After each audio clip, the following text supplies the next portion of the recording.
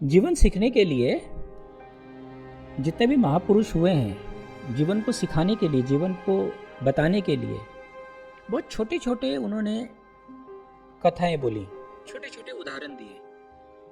और ये देखा गया कि जो बड़े बड़े ग्रंथ हैं वो विफल हो जाते हैं और छोटे छोटे जो देशनाएं हैं, छोटे छोटे जो कथाएं हैं वो काम कर जाती हैं। जैसे जीसस हैं, रामकृष्ण हैं, वर्तमान में ओशो है। इन्होंने छोटी छोटे बातों के माध्यम से आपको सीख दी है। तो हम एक एक सीख लेते हैं, एक एक छोटी छोटी बातों को लेते हैं। तो आज पहला लेते हैं युधिष्ठिर का पहला पाठ। द्रोणाचार्य का पहला पाठ था कभी झूठ नहीं बोलना। इस बात को सबने सुना। कई लोग थे, पांडुपुत्र थे, कौरव के बहुत सारे युवराज थे, छोटे छोटे बच्चे और भी थे, तो सबने सुना।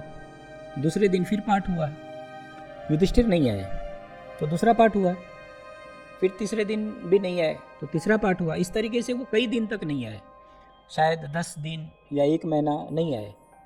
तो द्रोणाचार्य आश्चर्य से भर गए कि भाई क्यों नहीं आ रहे। तो उन्होंने बुलवाया और युधिष्ठिर को पूछा कि आप क्यों नहीं आ रहे हो पाठशाला में। बोला आपने जो पहला पाठ दिया था पहले मैं उसको पूरा कर लूँ। अगर पहला पाठ ही पूरा नहीं हुआ है तो दूसरे पाठ में जाने का क्या अर्थ। तो पहला पाठ क्या था, जीवन में कभी झूठ नहीं बोलना है। हम क्या करते हैं, हम ब्रह्म चर्चा करते हैं, बड़ी बड़ी बातें सुनते हैं और आगे बढ़ जाते हैं। हमारे अंदर कोई रूपांतरण नहीं आता है, हम उस सीख से कुछ अपने जीवन में बदलाव नहीं लाते हैं, तो हमारे जीवन में कुछ उसका लाभ भी नहीं होता है। आपने कुछ सुन लिया और अगर आपने अपने जीवन में नहीं उतारा तो वो बस आपके लिए एक सूचना मात्र है, वो आपके लिए पाठ बना नहीं। पाठ बनने के लिए उसका आपको अपने जीवन में अवतरण करना होगा। तो ये सीख हमें मिलती है युधिष्ठिर से, युधिष्ठिर के पहले पाठ से, कि युधिष्ठिर को जो पहला पाठ मिला, जब तक उन्होंने इस पाठ को पूरा आत्मसाधन नहीं कर लिया तब तक वो दूसरे पाठ में नहीं आए।